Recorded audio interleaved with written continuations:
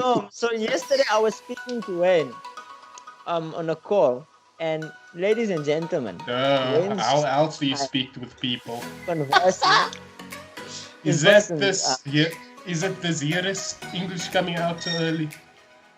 Yeah, you know most Not advice. English, you need to understand, Storm. My English and my Now you Knife see for when I try Kochi's to be line. We're in a pandemic. The Corona compadres need a podcast, but we need 3 people. That's a good idea, but we don't have 3 people, Storm. What kind, fellas? Sit down, comedy extra. What is up? What is up? What is up, Wayne Stewart? Your hundreds, my bra. We're about to bring thunder. Storm, Oh, roll yeah. on out. We're gonna Shit. bring that lightning there that Storm has behind you. We're gonna bring all that lightning. Yeah, man, guys and girls, everything is up except my dick. Oh, Oh, coming in hotness, went man. there. Next year. Like, you just came in straight up balas. We know what your search history looks like, sir. No commandment of comedy. Other What? commandment. What's your personal preference there, Storm? Or don't you want to share this with us? My And personal we took it- preference is anything that cannot be shared in a podcast. Oh, hey, it's safer. It's safer that way. You guys are wilding. It's not even been a minute and we're already in there. So deep. Yo. Yeah. We might as well get into it, ladies and gentlemen. I've been pondering over something, Wayne. And I need answers. And I'm Right. here. So you see, Come on, TGIF, man, TGIF. Thank Yes. God, it's fucked day. posh. Nagam posh. Friday. Cheers. So yesterday I was speaking to Wayne on a call, and ladies and gentlemen, Wayne's How else do you speak with people? conversing Is in that person, this? Is it this year's English coming out so early? Yeah, you know most not advice. English, you need to understand, Storm. My English and my Now you Knife see for when I try Kochi's to be line. Knife for when I Kochi's try line. to be a smart ass, what happens? My linguistic capability is of a level above your level, so you just didn't understand the correctness because when I implied it, it was beyond your capacity. Oh, so Lord. you were part of the ascendant of the dumbass. Yeah, tell him, Storm, tell him. Can I finish my story? Can I finish my story, guys? Yeah, Guys, finish your Yeah, story. Look story like time, it's a story 3 time. pages We need your friends from kindergarten to get to this podcast. Story time with Mo. Go ahead. Show and tell. Once upon a time, Mo. Action. ladies and gentlemen, these two just want to talk about dicks and alcohol. I'm trying to say something constructive here and see they're attacking me. How Guys, is that not constructive? I mean, you said yours can't stand, so it isn't constructive, isn't it? Dude. Okay, let's drop some knowledge on your ass. If it wasn't for dick, none of us would have been here. If it wasn't for a dick, none of us would have been here. for a womb, none of us wouldn't have been here either. Yes, sir. This thing works Thank both ways. Okay, wasn't- Waylene. you wouldn't have Okay, had Waylene. We'll call you Waylene for the rest of the podcast. You're gonna Waylene, get kicked. Mo, and so. Well, at least it's broke your heart. what was that thing called? I learned this term in the week since Wayne decided he wants to be Waylene for this podcast. We have a devil's threesome now. 2 guys, 1 girl. Like, listen, where did this come from? Just like, what? Stop talking about penises. After your statements, I'm certain you came out of Lucifer's. Y'all are heavy You are O's. not wrong. Y'all are heavy O's. Shit. It's Your getting parents dark know in you'll the- talk like this. Your parents know you'll talk like this. Huh? Storm, you can go first. Your parents know you talk like this. Check that smiling. They probably do. Bro, we are on YouTube, don't forget. Yeah, that's the thing. Of course. Yes, Of I'll course. hand it over to my representative. Mo just explained. Yes, in this instance, I'm going to come with the greatest comeback of all time. So I'm going to come back to revert to my story. So on the phone, I told Wayne,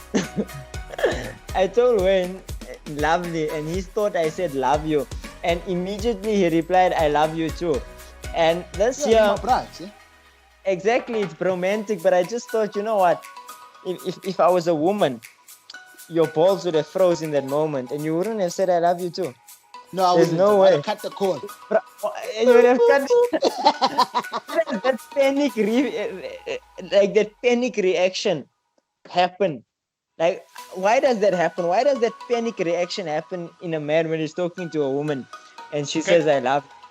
Because like when Wayne told me I love you too, I didn't panic either. I just thought, imagine if a chick told me this, I would have been fucking holy shit, yo, I would have like, Two questions. Two here. questions, but I'll wait until you're done because you need all your concentration on one bit.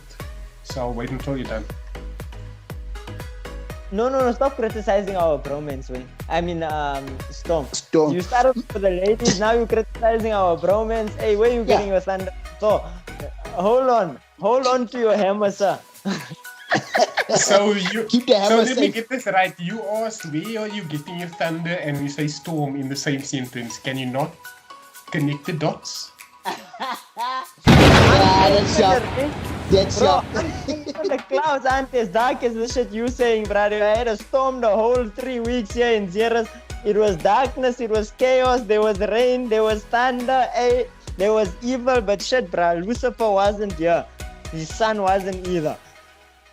Yeah. Petty callback. Don't judge me on it. I was trying. I failed. But These things happen, Mo. You win some, you lose some in life, except just as And- long as and you to learn link from it- your lessons. And to link it in failure on comedy, Mo has been gracious enough to present some content for the podcast. Mo For today.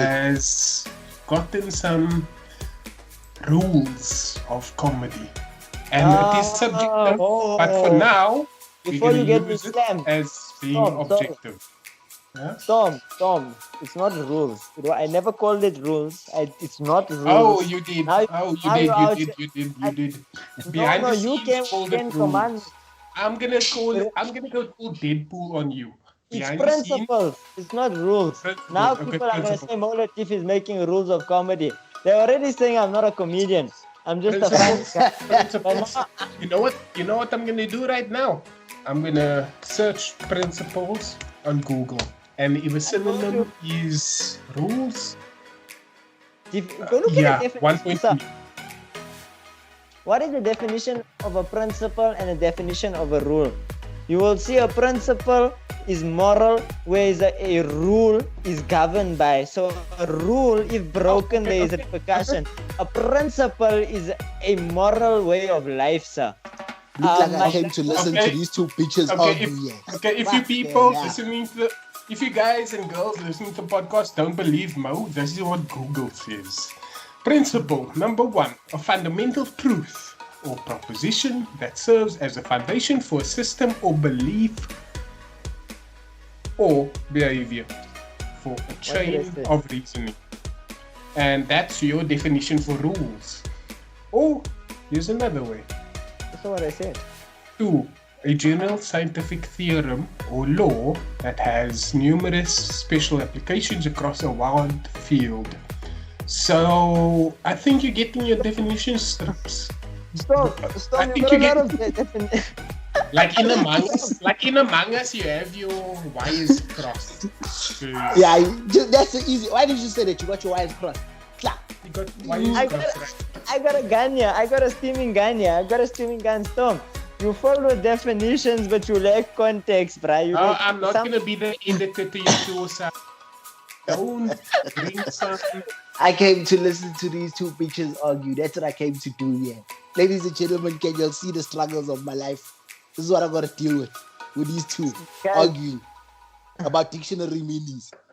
bro, you in between a man that sounds every time when he laughs sounds like a hyena and a dolphin, you know, trying to Mixed. and a storm. It's a hard place to be in the middle of. Get with the Caught between a program. rock and a hard place. A rock and a storm. A rock and a stone. Yeah, it's okay. Chubby kids, they were all saying, has the weather started changing yet? Yeah. Like what? Are you Like in what serious? way? Is it like hot? Are Is you it like cold? No, wait. wait. Serious? There's a We message saw- here. We I'm took gonna a get to break the- for 2 weeks and people come back to a podcast about weather.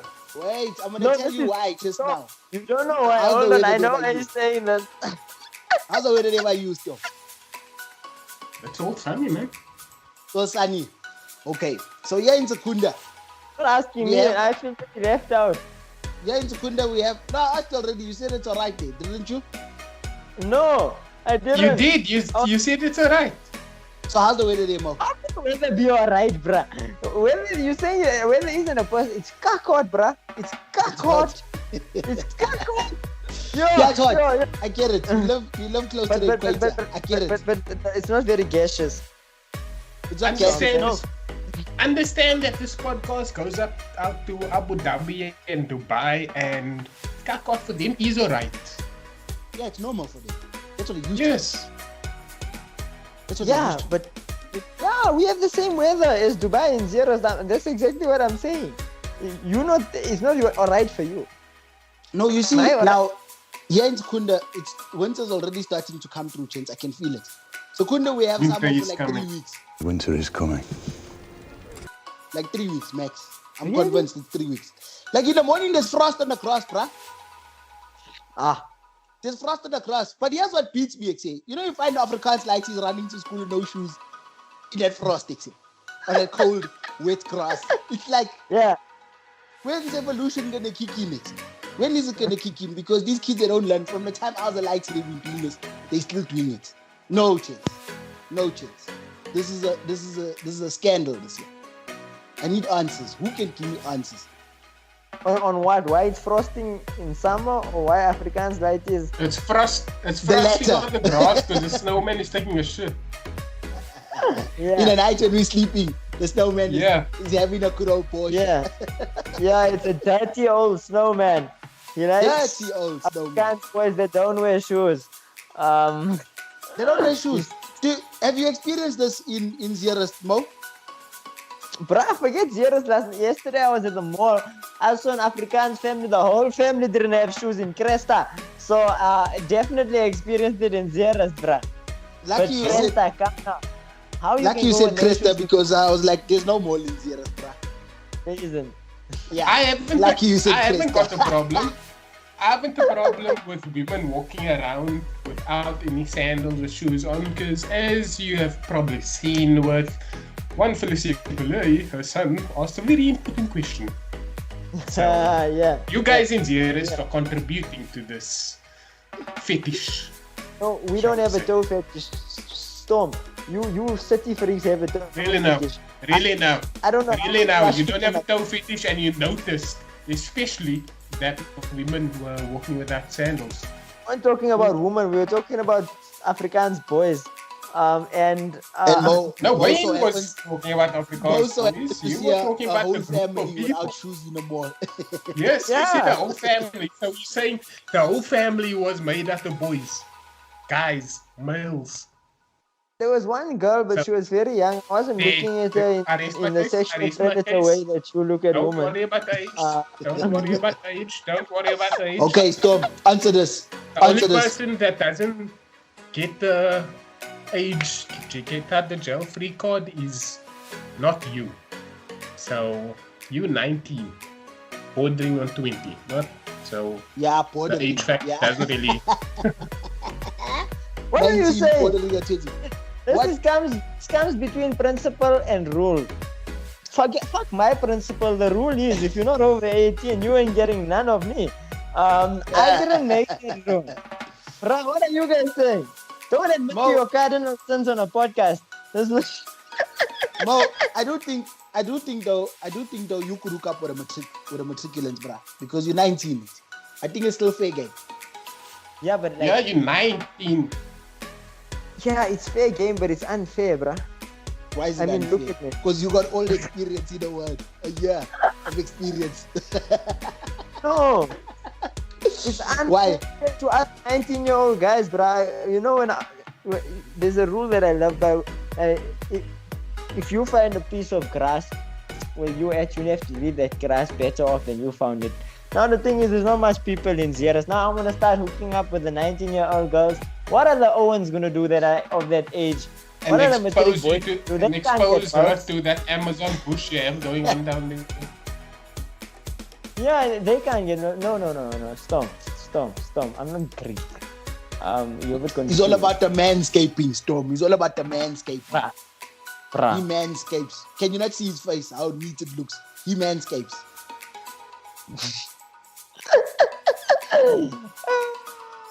Storm, you should try it, bruh. These 2000 kids.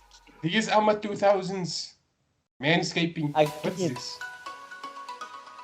We are clean. We sanitary individuals. That's also if you want. If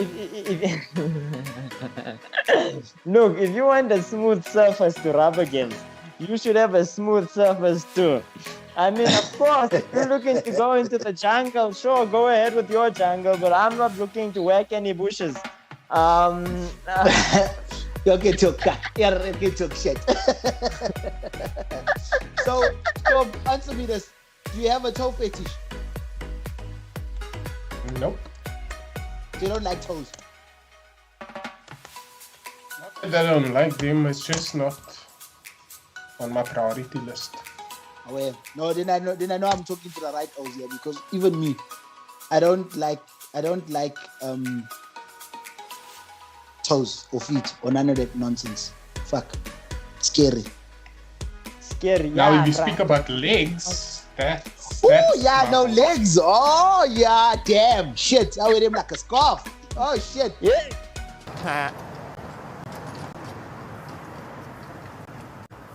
Yeah. Wear them like a scarf. Oh yes. Right around your neck. Wayne Stewart. Now he brought up something that is gonna get us not into trouble, but into trouble. I mean, however, we're not done with those. I mean, there's too many people with those fetishes that are gonna be offended. I'm sure we have at least 10 viewers that are in, like, look at those before they look at anything else. That's true. Okay, wait. So let me ask this. Fuck the toes. I don't care about the toes. I don't like toes, bro. I don't like feet. You What? don't like knickknacks? Yeah, the knick-knack toes. Aye, no. Why did you have to bring that up?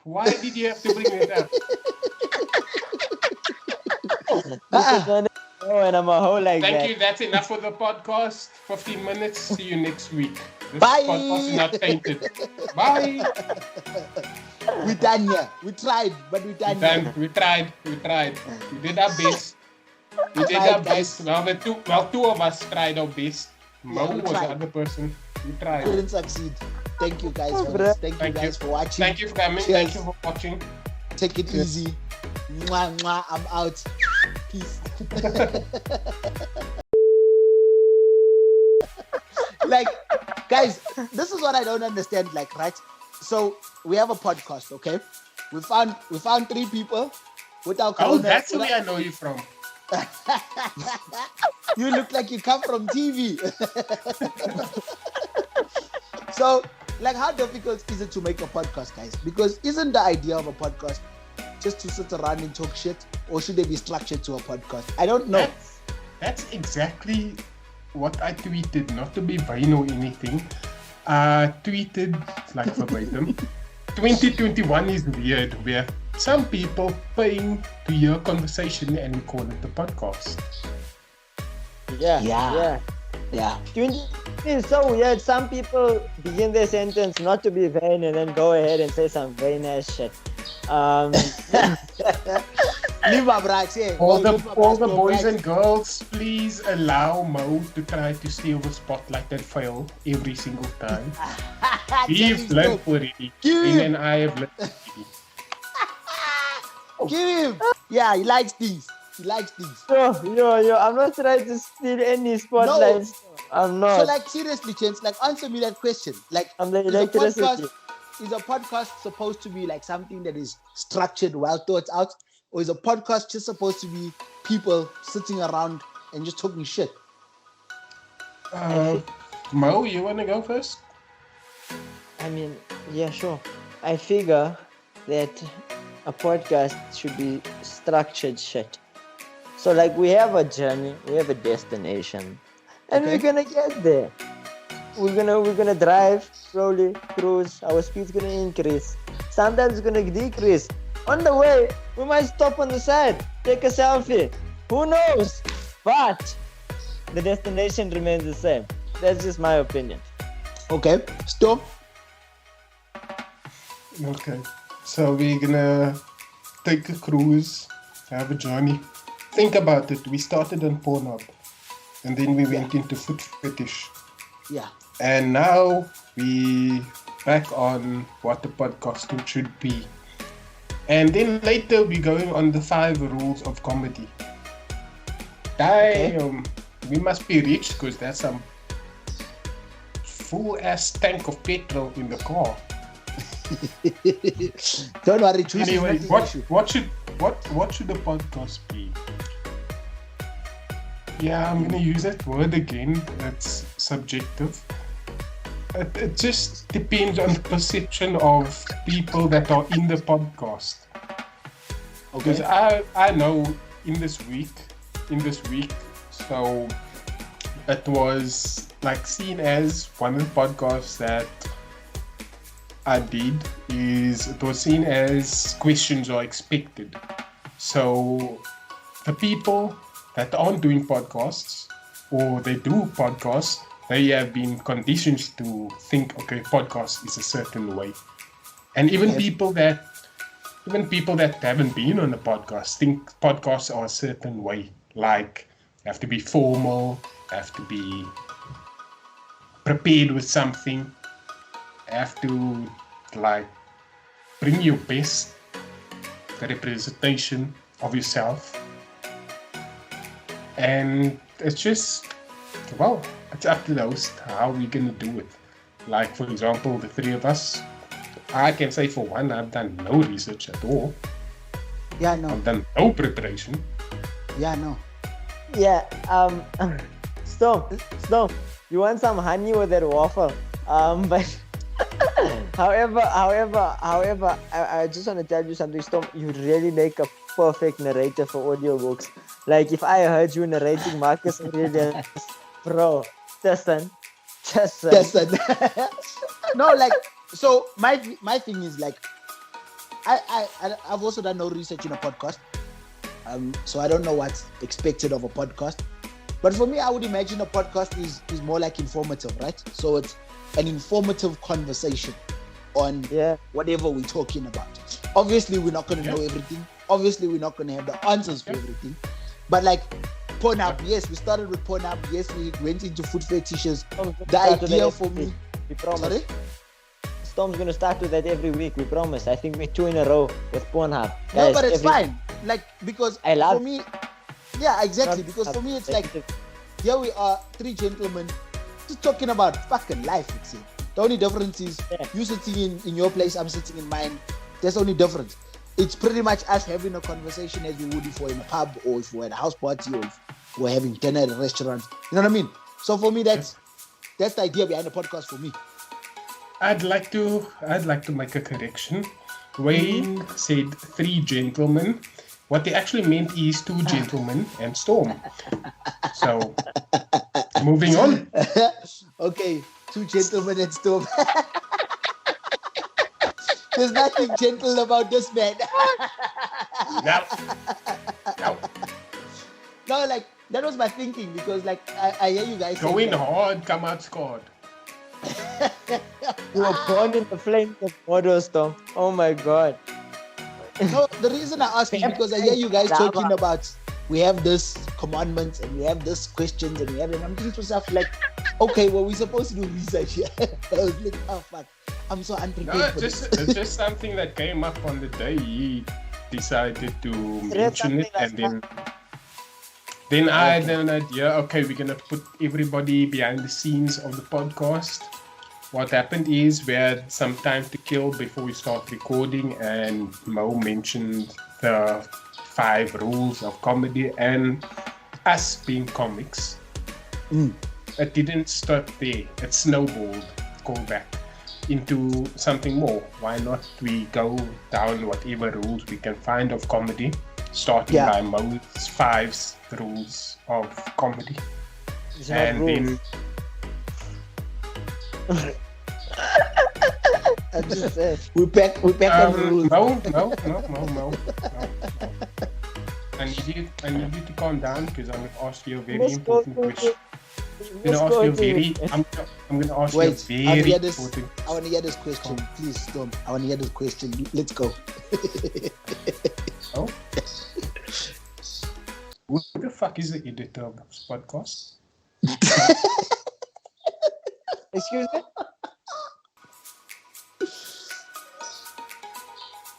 Okay, I asked you to calm down and you still didn't hear the question. Who's the editor of this podcast?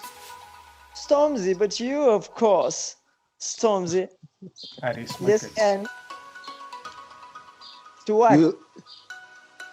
Okay, it'll take a while for Mo to get to what Wayne already understands, but let's move on to the other thing. You'll get that epiphany in about 10 minutes. When you're washing the dishes That's what you later. mean. Yeah, when you're washing the dishes later, you'll get it. You're like, oh fuck, that's what it means. We understand, Mo. We understand. We won't judge I'm you. sorry. You don't have to judge me. You don't have to judge me. You don't have to judge me. No, not it's judging. weird. Not judging anything. No, it's not stop, judging stop, anything. You're stop, just an stop, undercover stop. blondie. Yeah, no, that's exactly what I was about to say. Just like a really clever dumb guy. You know, the guy who's just really clever and being stupid. At the same but time. thinks he's clever and remains Yeah. stupid. While misquoting. Oh, and you know, if you misquote me and then say my name, you're practically saying my name in vain. And that's not a reference to anything holy or biblical. And not the commandments either that you started out with. Okay, thank you for wafting out a bit. Do you want any syrup for that? Are you back syrup, now? Are you perhaps? back now, Mo? Syrup? Are you back with us? Would you like a spoonful of sugar to help that medicine go down? Okay, Mo, we're gonna put you in timeout now. Wayne, Yeah. Wayne? Yo. do you have? Okay, Time since it Mo is. has a problem with the word Go ahead and say. do you have a playbook of comedy A playbook of comedy. that you found you've just subconsciously lived by? You just happen to do these certain things when it comes to comedy. No, not yet. Or no, not Not recently. No, I haven't found one yet. No. Have you? Okay. Stop. Yeah, well, in terms of beliefs and ethics and methods, I think I do. For And how's example, it going back to before the zombie apocalypse, there's that thing that very few people would understand that's not in comedy or any kind of performance arts. The 5 minutes before we get onto the stage, that can either hype yourself up, make you, or break you. It's just a matter of finding the most efficient way to get onto the stage. Because by experience, I can say there's been times when I've been at the comedy gig and that 5 minutes before, I forget my whole set. I haven't. And the whole night before that 5 minutes, I knew everything I was going to do. And then just 5 minutes before you go on stage, you forget everything.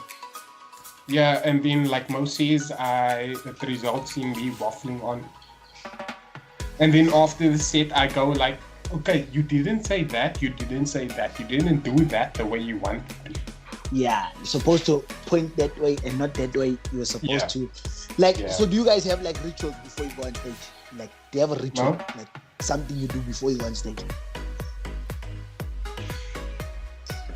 Well, most of the time I read a short prayer before I go on stage. Honestly speaking, yeah.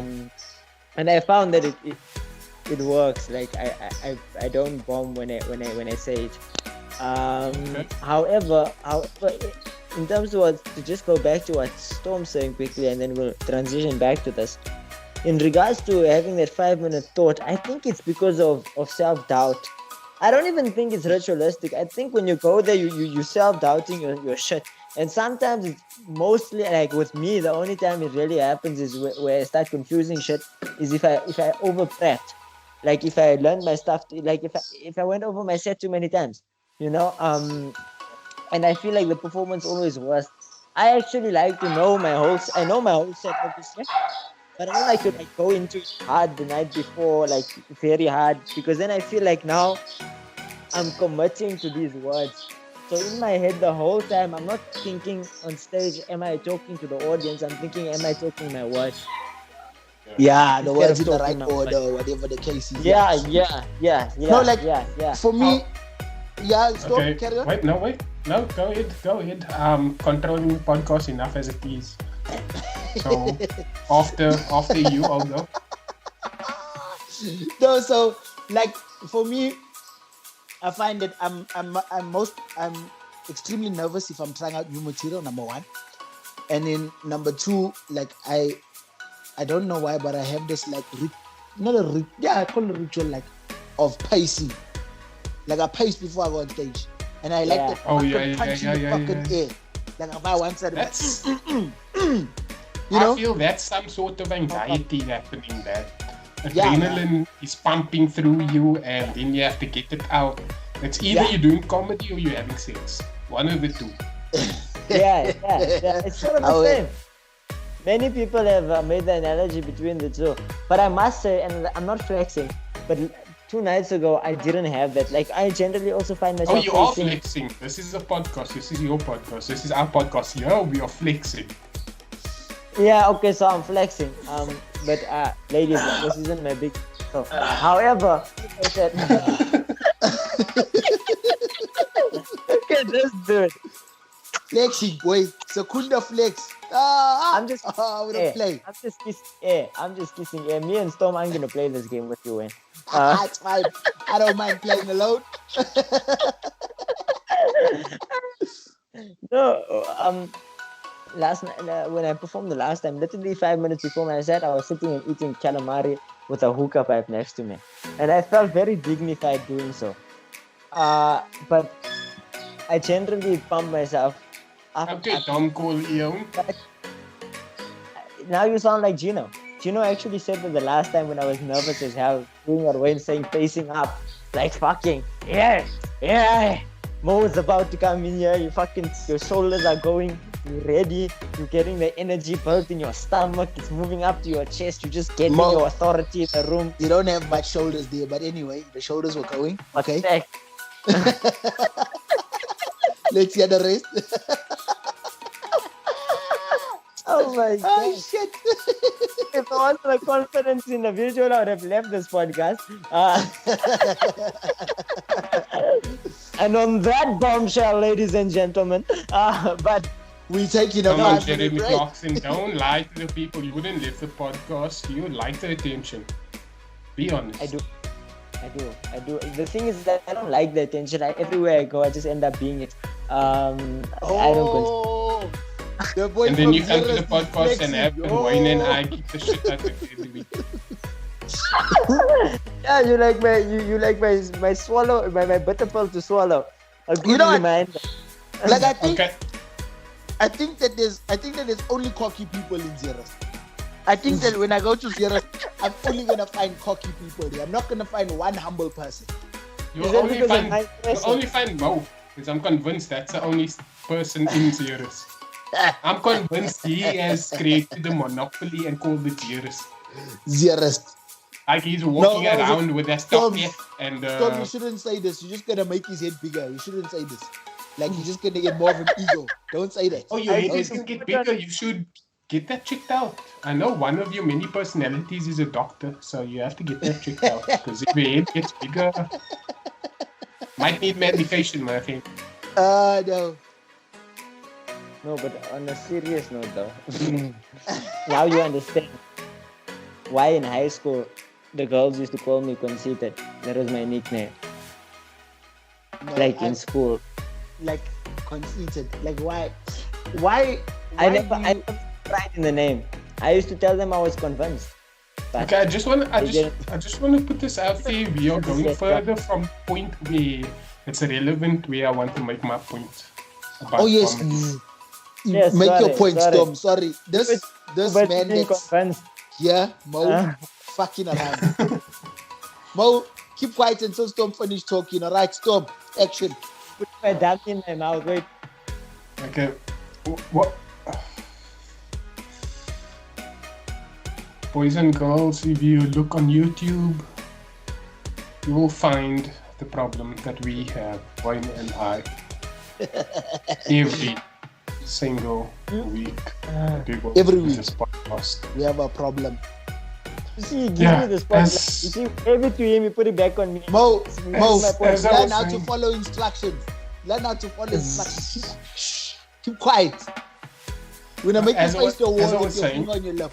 Yes, Storm, you were saying? As I was saying, that 5 minutes before stage, I'm not sure if this thought process is shared by many, but I feel that where I perhaps self-doubt, as Mo said earlier, it's a mental block.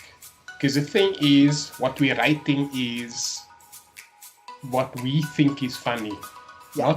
not what we think will work on the audience. So if we don't think something is funny, we don't write it. When it could be that the audience thinks it funny. So, for example, if we do, I don't know what's the term, observational comedy. See things and we write something up and think, okay, maybe this isn't funny. But the thing is, what we do discard is probably funny, but we don't use it. Yeah. Yeah. Most definitely. I share that sentiment, most definitely. Because for me, I find that when I write my jokes, and I'm not being vain or anything. Wait, let me use your term. I'm not flexing. I'm not flexing. But I find Yours.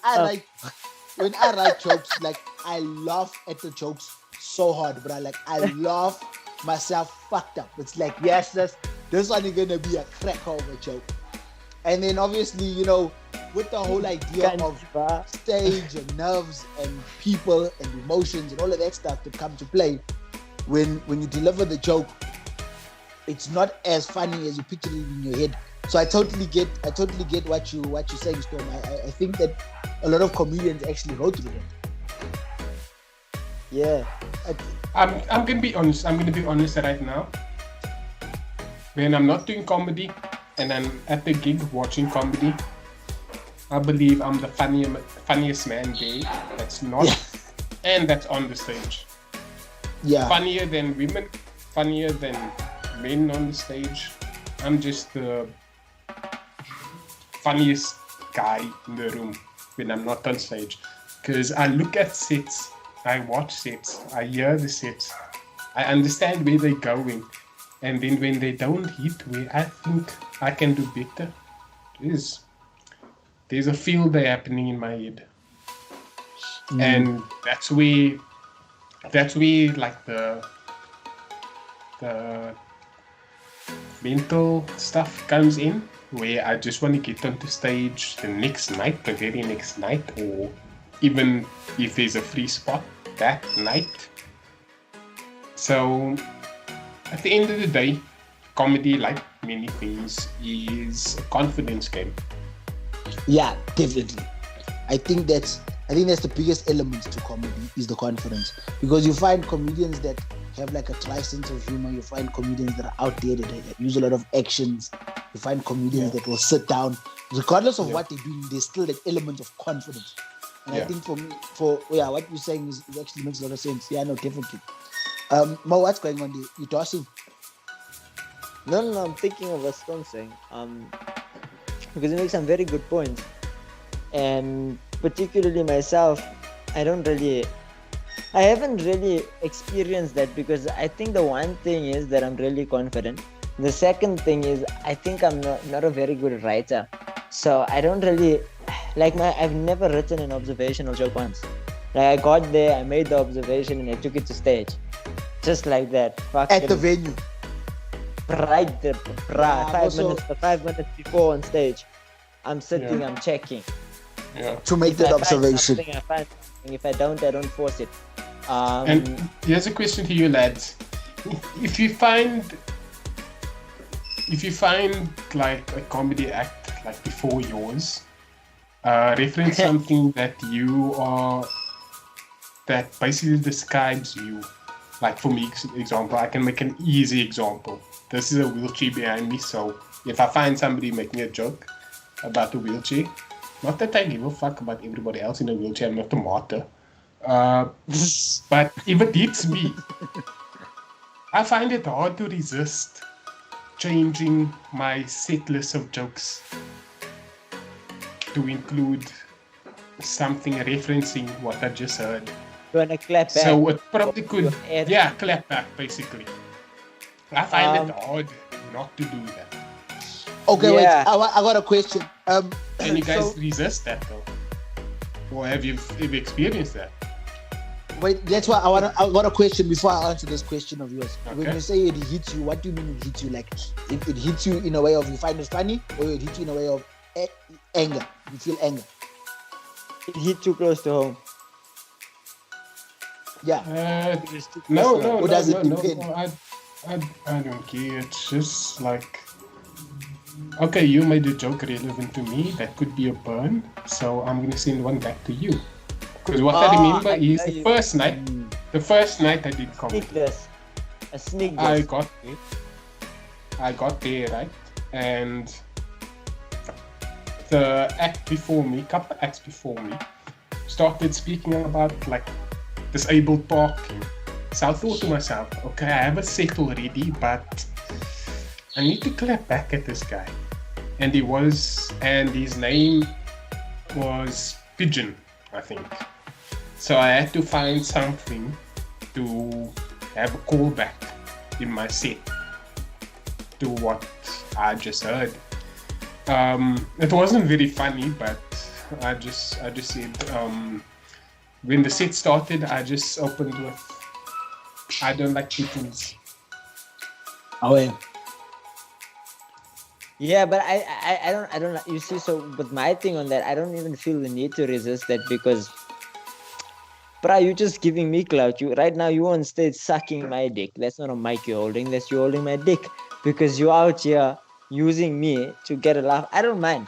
I think it's I get very happy. I like the spotlight, as you guys say. I think Yeah, you're I just shining also- the attention in the room on me. But I hear what you're saying in terms of when you get a topic that you want to say something about. What I do is like if I know I got a clap back, it must be fucking fire. I'm not gonna come out here and not be fire because now I got the risk of now I'm clapping back. If I'm clapping back at the host, he got the mic for the rest of the night.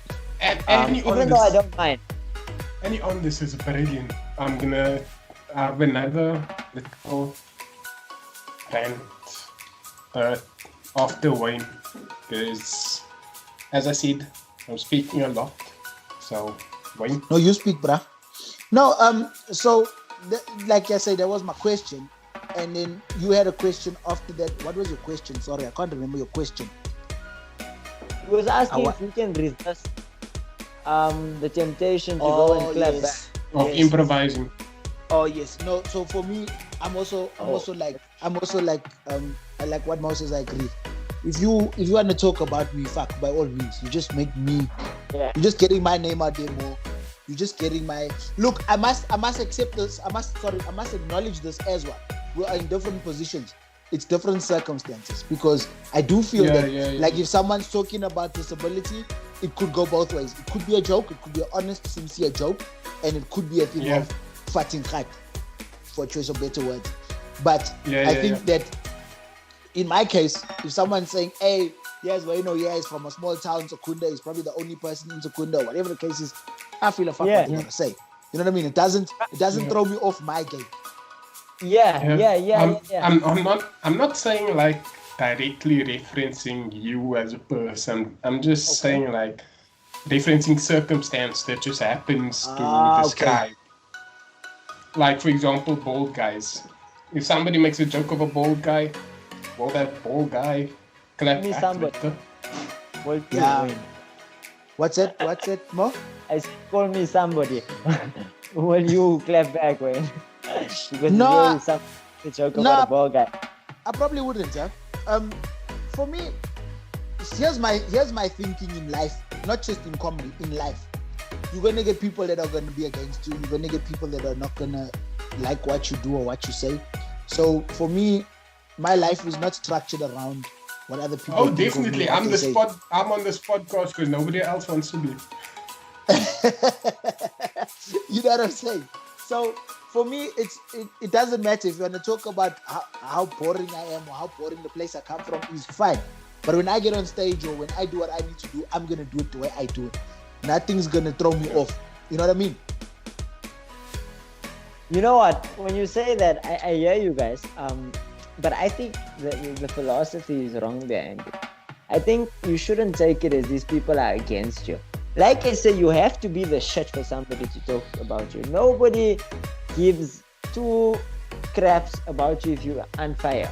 Nobody's gonna be talking about you if you aren't threatening them, or not threatening them, but if you aren't doing something good. So I don't look at it as you're not on my side. But talking about personal, the first time I met Doc, who's a friend of mine. The first time I met Doc. Shout out to Doc Comedy at his gig. Before I opened, do you know how you announced me on stage? Mo Latif is new. The views of Mo Latif is not the viewers of us. That's what he did. I went on, I did my thing. Straight after me, Joshua Murphy went on. Joshua Murphy's one of his jokes that he killed was what he referenced sit-down comedy and Mo Latif, and this is the first time I'm in the space. So I was like, okay. Is that Josh from Boston? Josh from Boston, yes. I thought this was okay, lovely, I'm the shit. But here's the thing. When you go on stage and you actually kill, or if you actually do well, then after that, the host is gonna come and say something about you. Because you did well. It's sort of like an acknowledgement. It's not like a roast. It's like I can make fun of you because you came here and you dalad. And sometimes it's not even making a khat, it's a reference if they can. If they can't, they'll just come and just acknowledge your work, like give it up for him. But if you died, when you die, it's different. And when you die, when it's like you died, but there was substance there. You know, you were an unfortunate death. You know, that sort of situation where you were there, but then you fucked it up, you self-doubted yourself, you killed yourself. Right stuff, the host even responds in a different manner. The host will fight with you while giving a hand for you. So he'll make an ass out of you because you didn't go all the way. I literally think, I don't think it's linked solely to personal vendetta sometimes. I think a lot of the time it's linked to performance, observation on performance. So like if you brought like 50%, and you died half the way, not like died as in like you died on stage, but as in like you simmered out, you know, you like an effervescent, you came out, you fizzled out. like an ACC 200. Like an ACC, that's what I was thinking, literally.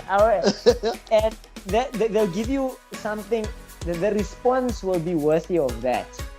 But at the same time, if you kill hard and the people don't like it that you killed, like if you go and you're funny and the other guys died and you come off stage, bruh, you'll hear other stories. But I don't think about it. Yeah, I think that's the thing also. But for me, like I'm saying, that's why I asked them circumstances. Is it a circumstance? Because sometimes you do get people in the fucking world that will try and make fun of someone else's, downfall or heartache or lack of, or whatever the case. You'll always get it. Fucking humans. Humans are stupid. But that's why I posed the question, because I was like, okay, are you asking this from a thing of you feel like people are attacking you, or you're asking us like just in general? And I guess you're asking just in general. Stop. Yeah. That's okay. Right. Shut. Yeah, I think Stone. I have to. I have to say, I love the flow of this podcast. I love the flow of conversation, and that's what structured shit doesn't bring. Because what Exactly. speaking of now is directly linked, if not more than it was linked before, about the rant I was going to go on.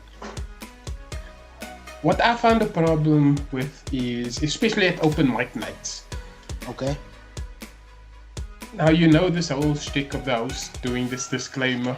Okay, this is open mic night. Some people are going to be funny, some people are not. Yeah. This can either be a good night or it can suck at stages.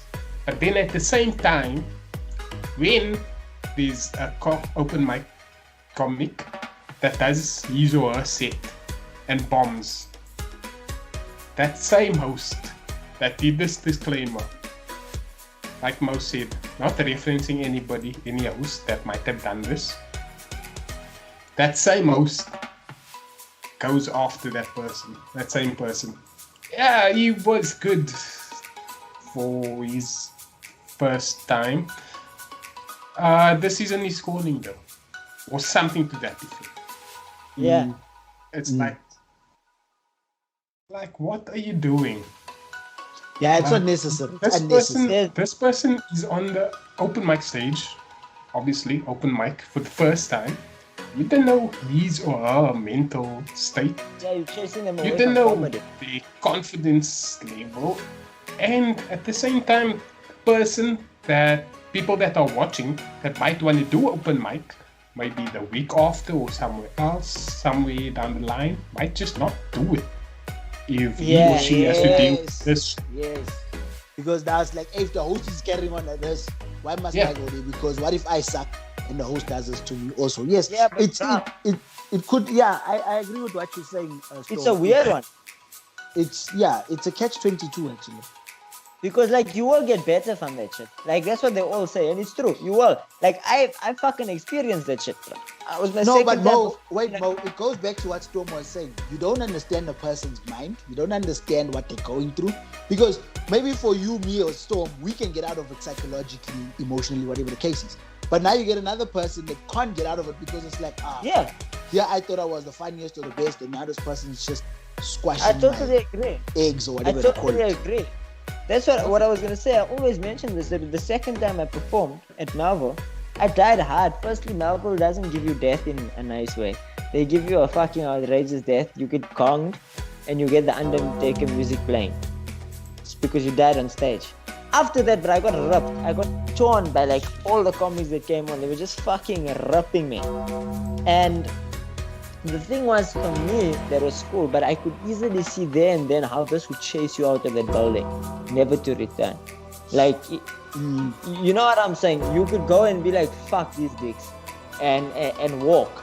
And the reason for that is because now you came in, you wanted a warm welcoming, but there are clubs and people, comedians in South Africa where you'll get that welcome.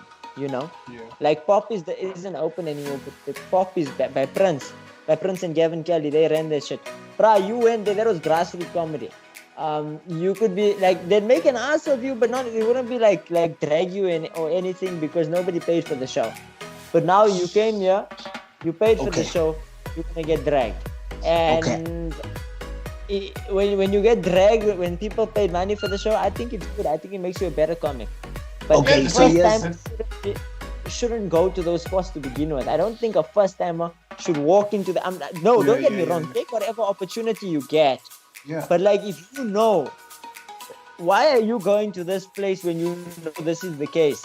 You know, I didn't know that Melville had a gong. If I knew Melville had a gong, I would have still went. Don't get me wrong. But I didn't know Melville had a gong, so I couldn't think it through.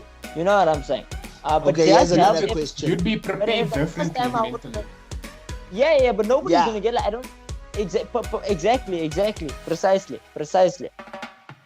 Okay, so here's another question. Okay, sorry, Storm, carry on. Okay, just quick one. The thing you say about people going to see the show paying for the gigs. Sometimes okay, you're not on the poster, so it doesn't matter. The host, the organizer doesn't have to tell you, okay, this is what's gonna happen. People are gonna pay to see you. Don't be crap.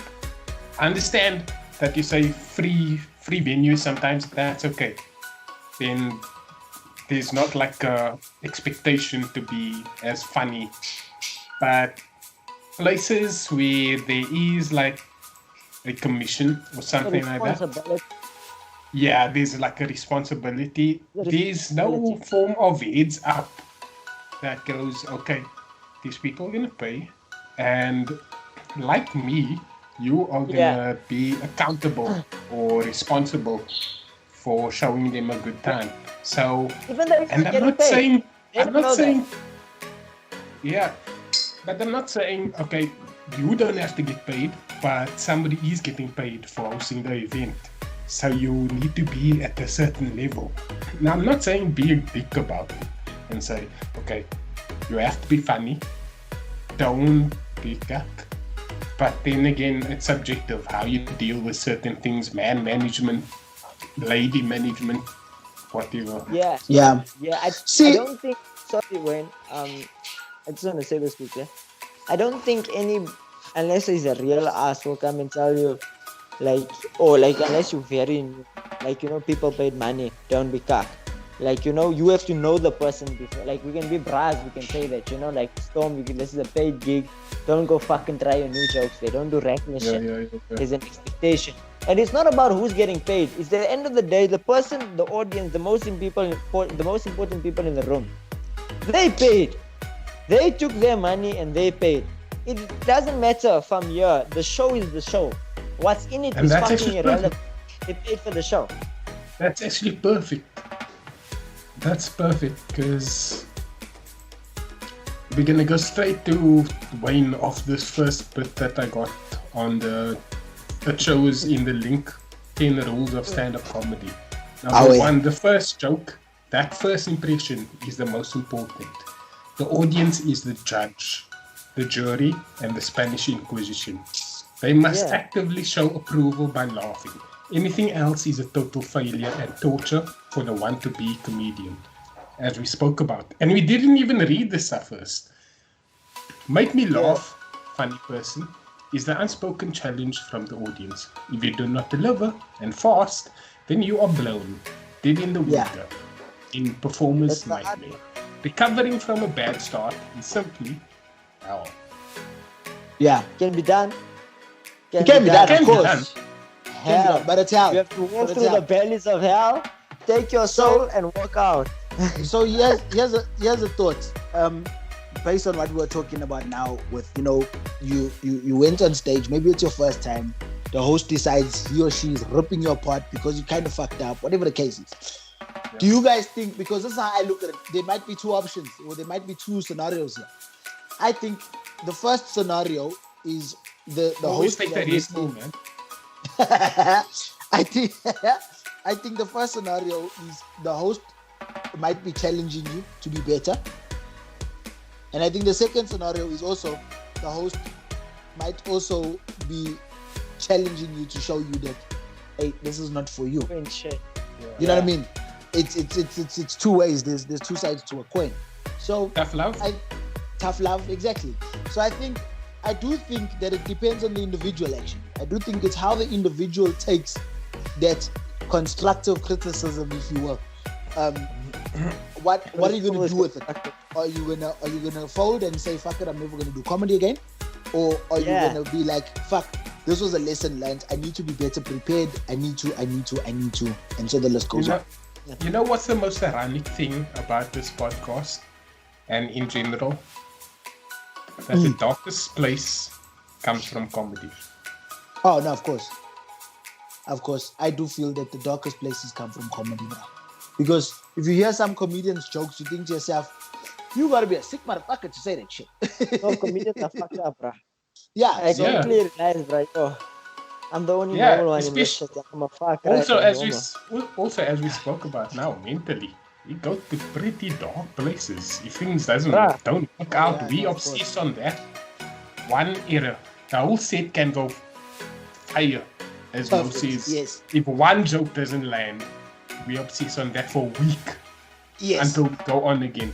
Until you can figure out another way to present it, or until you Bruh, change the it, stage or will whatever leave the you case is. naked. The stage leaves you naked, bruh. And when you're naked now, you're already coming with your vulnerabilities from before. So your darkness that you had before you even came, like we talk about the stage like this, but it's true. You're in the blazing pit of hell. Surrounding you is fire, spitting on each end. You dodging this fire. You can Mo. control this fire, but Mo. that fire can burn you, and it quickly happens, bruh. It quickly happens, and it just leaves you. The thing is, after the show, Wayne, I want to ask you guys a question. So far, how many have you ever been told by a comic you should quit comedy? Before I answer your question, sorry Storm, I just want to say, you said that the comedy stage will leave you naked, will leave you unclothed. I disagree with that. I'll tell you why. I do feel that comedy is probably the most creative stage you can ever be on, or the most it's the only stage where you can be yourself, let's put it that way. But I do think that any form of public speaking, going on to stage, whether you're going to give a speech, whether you're going to go give a motivational talk, whether you're going to deliver a comedy, keynote speaking, whatever the case is, just the fact that you can put yourself through that, stand in front of one person or 100 people and deliver whatever it is you're going to deliver is mind altering, life changing, because you learn so much from being on a stage where you talking to people and just trying to let them grasp what it is you're trying to say. Yeah. But back to affirm my point. And I'm not just doing it to be an affirmative bastard, I swear. But public speaking is often referred to. Affirmative action. We're not doing politics. Public speaking is often referred to as going naked, like you're naked. Yeah. That's what they describe it as. That's But what I they describe disagree with public speaking being that, because public speaking, you still got your clothes. You got your clothes on, and I'm gonna explain this. I'm gonna explain this. Yeah, okay. Comedy, you fucking naked, you bare, your balls are hanging out, and the reason for that is, in public speaking, you expected to get the people to listen to you. And listening to you is one thing. Now in comedy, you expect it to be funny and no holds barred. People will fucking roast everything on you. You are naked, my bro. No, Mo, Public I don't speaking, think. if you go and give a cuck speech, nobody's gonna come up and say you gave a cuck speech. Okay. That's my opinion. Okay.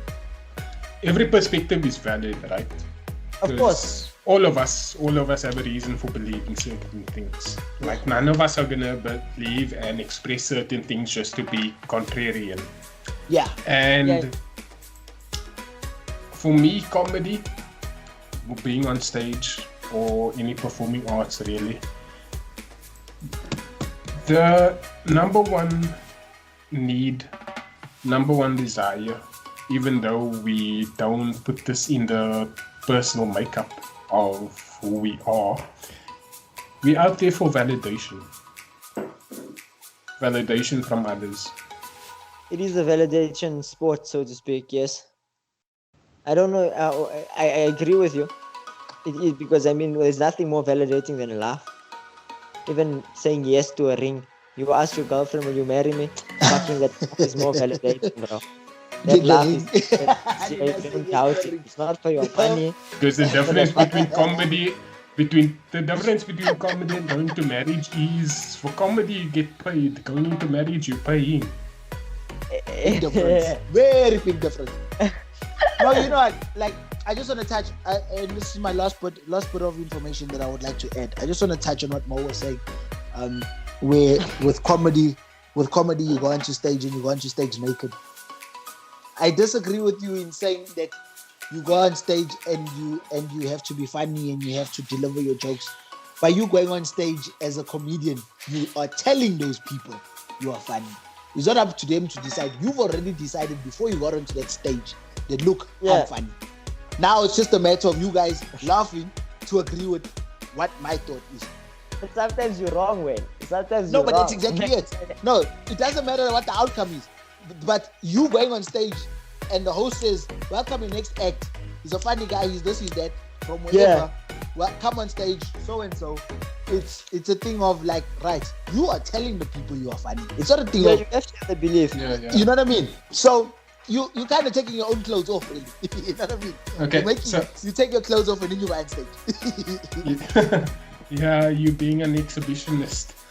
Before we get on to the next bit, right? We just hit that hour. So to all the soldiers that are still here, well done.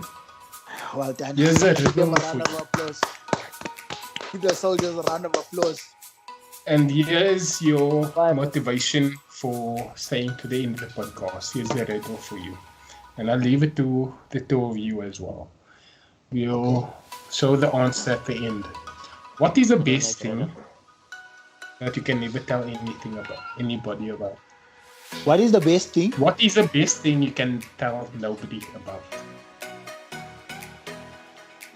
I'll leave you to think on that, and we'll get back to it later. We have to think of that. And we're gonna be ironic because we're gonna tell the whole world what it is, even though I said you shouldn't tell anybody. Right? Secret. It's a secret. Yeah, you can't tell secrets. That's what it is. Well, we're gonna break the fourth wall and break all the rules there are. No, you're gonna So break before we your get fourth to- wall. I'm gonna be absent. I'm gonna be absent for the next podcast. I'm My breaking hyphen is I'm telling back. no secrets. Shut. That's Pras talking about breaking. What you just said, the fourth wall. What's that? Your anal virginity? No, I'll pass. You I'm go not and take telling all secrets. in or no, however you decide to take it, or from whatever angle, from whatever device you take it, my friend. But I'm not Okay, gonna then be I've there just with- decided you guys are gonna answer, only I'm gonna answer, since you guys are think not that's that okay. brave. better one. Okay, so let's No, get back. Brave Storm. Storm, I'm a No, very no, brave no, bastard. no, no, no. My fourth wall typically no. is a gutter. Only feces flow through. Okay. Mo, you can't come. You can't turn Remember around that. now and say Remember I'm that for brave. later. No, you can't turn around now and say I'm brave. You already said you're not gonna tell secrets, so you can't turn around and say I'm brave. I'm not even secret. Not even Take his secret. I'm face. fine with secret. He said breaking the fourth wall, bruh. Nah, bruh, my anal virginity is not on this list. I'm keeping that shit. Who said anything That's about it, Mo? Mo, get your head out of the Bruh, gutter. what's the fourth wall? What's the fourth wall?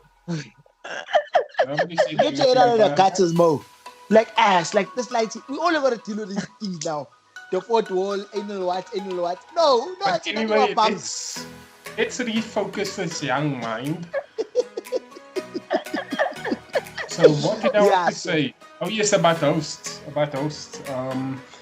This comedy trope, I've always found it strange when the host start the show, right? After saying, okay, 15 minutes until comedy starts, and then when they get to the stage, they introduce themselves. But before they introduce themselves, they get up and go on like the icebreaker and then say, please, ladies and gentlemen, welcome your host, me. And then they get off the stage and come back on. Yeah, I've seen it a few times. Yeah. I don't get that. Are we suddenly bipolar when we become hosts? Or... No, I think it's They more put thing it of, work.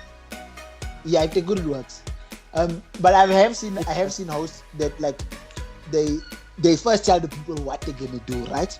So they take out that idea of what's the word? Okay, I can't think of the one now, but okay, they tell the people like, so what I'm gonna do is I'm gonna go behind the scenes, I'm gonna introduce myself, and then I'm gonna come on stage, and then you guys must go man. For me, I find it 10 times more funny when a host does that than when you see him standing in a corner with the mic like, ladies and gentlemen, please give it up for your host this evening. No, so yeah, I know what you're talking about, but yeah, away. It's funny, always found this show. When I used to MC, when I was still in school, when I used to do those things, I used to get the mic at the back. And then most of the time, I'd get somebody to announce me, like whoever would announce your MC. But before that, like I'd always put a music tone to leave the suspense. And behind the stage, I'd be like, 1, 2, 3. You were listening to the song of Muhammad Latif. And then I'd go on stage. And I used to get the fire, but obviously that's not that's more hosting. MCing, I would say, is closer to hosting, I assume. And I haven't hosted yet, so I can't really give you a precise judgment on that. But it seems like that sort of a thing. But I think with the host, you just have to trust that this bra is gonna be funny. He's gonna warm up the crowd, and he's actually going to get things going, because you can't anticipate and think about it. It's one of those 5 principles, not rules, principles that I was telling you about. So the one day is trust. You have to trust that the audience are gonna be an audience. You're gonna trust that the host is gonna do his job. You're not gonna get a cold turkey, and you have to base your mentality and your game plan, so to speak, of that. You can't base it if the host is crack. I mean, of course, I'm sure, as you refine the art, there's certain things you can adopt and employ to rectify such a situation. However, I wouldn't say focus on it. I would say just fuck. Do your thing how you're going to do it anyway. Just so... planning in your bedroom. When you're writing your shit, you can't be writing, hey, with the mentality of this only will work with the host hype man. That shit's not ready for stage. That can't Sorry, go on. James, I think I must touch on something because it sounds like an interesting topic. Even though I'm tired of talking about comedy, I'd like to hear this. Yeah. Basically, what we're gonna repeat for Wayne viewers is that I was just saying that when you have to have trust. One of those principles I was talking about is trust. It's on those principles. You have to trust that the host is gonna do his job, that the crowd's gonna be lacquer, nobody's gonna be a raucous, you're not gonna get heckled all the time. You're gonna have to trust that shit. You can't be in your room when you're writing or wherever the fuck you're writing your book, your shit, that okay, with the mentality of this host here is gonna give me a cold turkey crowd. How am I gonna do this? It won't work. You have to trust it. Your game plan has to be set based on that. Okay, this hypothetical is gonna be it. You just trust it. And if it's not, fuck it.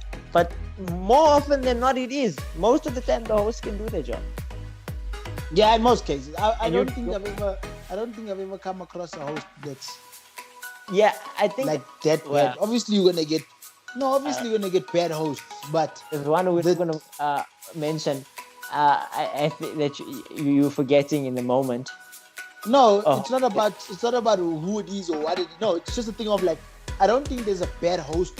I also think that you as a comedian also have some sort of responsibility behind this. You know what I mean? You can't always rely on the host. You gotta rely on your capacity to bring the fire, Yeah. Although when I must say you do get some bad hosts, bruh. I'm sure you've experienced it too. I've experienced it. To me, it can be bad, but at the same time, I look at it as good that this bra was so boring. This audience is ready to fucking eat anything. Like, exactly, yeah. You fucking so fucking boring. You went there, you spoke your cock, nobody laughed. Now, even if I'm horrible, with the picture you've painted, even if I'm horrible, I'm still much better than you. Yeah, that goes without saying. And sometimes it works, although I would say a cuck host can kill the experience. Not necessarily for you as a comic going on stage to Dala, but for the show. At the end of the day, that's what's important. The show. For the people, it's the show. And for the audience, that ruins the show. Because now the host isn't bringing it. Like when you have a good host, bruh, like on I'm going to reference back to Wednesday night. Beachbody was there. Beachbody's a fucking host of note. Oh my God. What a time. It was a skit, bruh. People were dancing and shit. It was a skit. And that was all down to him. He literally in the start of the show started grooming the DJ. So that him and the DJ are now on the same level. Which is the first time I saw it done, like properly. Like where you go there, you just start. The word grooming means something different when you speak with somebody over 25. Over 25. Sorry. I don't come from this perspective. But like I say, that just like when the host is fire, it sets a nuance. Now even as a comic, you there like, fuck, that brow was hot, I have to be hot. Like if you leave fire, you can't come in cold. You're not gonna fit the vibe. You know, it's not gonna. And I it's think not gonna work. if you got a host that's fired, also he or she also sets you up for success, because now they've brought the crowd to this point. It's just up to you to say hello and either keep them at that point or take them higher. It's that simple. It's that simple. And if you can't figure that out, then I don't know, bruh. Like I say, James, I'm tired of talking about comedy. Fuck, comedy is not the only fucking thing in my life. I got other things that I do, bruh. You know what I'm saying? But yeah, no, I get what you're saying. Makes sense. Okay, then just let's do this quick golden quote-unquote rules of comedy, because this has been the longest intro ever. Before the podcast we spoke, okay, this is the first thing we're going to do, and then now 75 minutes in, we still haven't done a thing. Still haven't done it. See what I did there, Storm? You see what I did there? I laid out a destination, like I said in the earlier thing of my perception of interview, the destination. So we're gonna get to talk about principles, and we just did an hour and a half getting there of gold, and not golden showers, ladies and gentlemen, because we don't roll like that. I'll present you a golden shower with my golden cock. Moving on. No. Shout out. You want to do your rule first or mine? Mine aren't rules, so you can go ahead, sir. This is taken from yacomedy.com, so it's appropriate that South Africans are checking this website out. Comedy. Yeah. Okay. Yeah. Do you remember number one? Recap number one. Number one, the first joke, that first impression is the most important. The audience is the judge, the jury, and the Spanish Inquisition. They must actively show approval by laughing. Anything else is total failure and torture for the want-to-be comedian. Make me laugh, funny person, is the unspoken challenge from the audience. If you do not deliver and fast, then you are blown, not in a good way. Dead in the water, in performer's nightmare. Recovering from a bad start is simply hell. We spoke about that, so we don't have to say our perspective. Okay, do you want to go one for one? Yeah, I actually want to first I have a rebuttal of what you said. You said that the audience, our audience are not all Spanish, bruh. There's no. Have you ever saw a Spanish motherfucker in South Africa? A Spanish Inquisition. It's metaphorical, my boy. The Spanish Inquisition was a historical occurrence. But yeah, I feel you. Although I think they're more like executioners, but I'm still alive. Yeah. However, I do. What is the synonym for the jury? Oh? The Inquisition. No, the executioner. No. The jury and the executioner are two different things. The executioner. The jury is sentences you. But they don't to execute. Yeah, but they're not the executioner. They're not the executioner. It's like the judge and the what the fuck is the word? The jury. Yeah, no, but the jury is not the executioner. The jury is the people that send you. They make a decision. The judge sends you there. Nobody. The executioner is the bra who chops your head, bra. There's no. So what are you? Okay, you know what? I'm gonna be honest right now. I don't care about English right now, so I'll take that out. Let's move on. Do you want to go with your first point or? Bro. Can you guys see me? Okay, so number one. Unfortunately. Preparation. These are the 5 essential elements for Tide 5. On the site of my medal report. Preparation is the first step, and you got a lot of shit under there I'm not gonna read, but preparation. Number 2 is precision. Number 3 is trust. Number 4 is timing. And number 5 is presence. Coincidentally, these 5 happen to also be the 5 fundamental elements of productivity. And I would say a good 5 is like the epitome of productivity. You have to like show, that's your resume, bruh. You have to show everybody who you are, what you're about in that 5. And that's productivity personified. You know what? Can I touch on this 5 minutes Yeah. thing? I'll tell you why I want to touch on it, because Don't touch me. I don't want to touch you more. You my bride and Thank everything, God. but I don't want to touch you. Thank God. You are Thank not. God. You're not in my criteria of what I consider sexy. I'm just putting it out there. Yeah. And our age So- gap would really put you for a pedophilia case. So for me, like I always struggled with my 5 minutes because I'm a storyteller. I love fucking telling stories. If we sat like by a fire or by a braai or whatever the case is and telling a story, my story would fucking be 20 minutes long, but we laugh throughout the 20 minutes. So for me, I struggled with writing 5 minutes because I like telling long stories or stories in general. So where I learned how to utilize my 5 minutes was actually in lockdown, because there was no laughter, there was no heckling, there was no, there was none of those distractions. Lockdown actually helped me figure out how to write a 5 minute set and be fucking funny within those 5 minutes, because now there's none of that extra, a waitress passing by or someone going to the toilet or someone at the back, hey, bring better jokes, or there was none of that. So Yeah. for me, I just wanted to add it, and I found it very cool that I was able to find out how to use 5 minutes. Look, how other people have found out or figured out how to use their 5 minutes, I don't know, but that's how I figured it out. Yeah. Yeah. It's all subjective. It depends on Yeah, what resonates with you most. Bro, I don't know how to.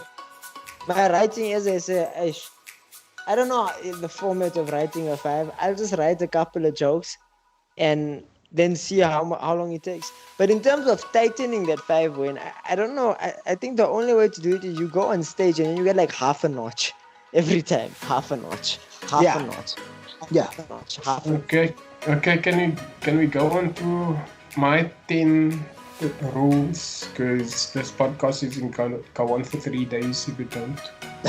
Let's do this. Okay. It will be Sunday. We can call it a holy edition. Will summer go straight into Sunday session? Don't worry. Don't worry. There we go. From here we go There we straight go. into Sunday session. Yeah. If you do that, I'm going to sleep for a week. That's fine. Number Monday 2. is your day. Number 2, the last joke is the second most important. Most people will only remember your last joke. It will probably be the one they tell other people when they talk about you. Make it one that will make people want to hear the rest. I read this article last night. So, okay, cool. So everybody listening to the podcast, it's their first time. Don't spoil it. No, I just realized that. I was thinking out loud. Okay. Yeah, it makes sense. The last joke is the second most important part.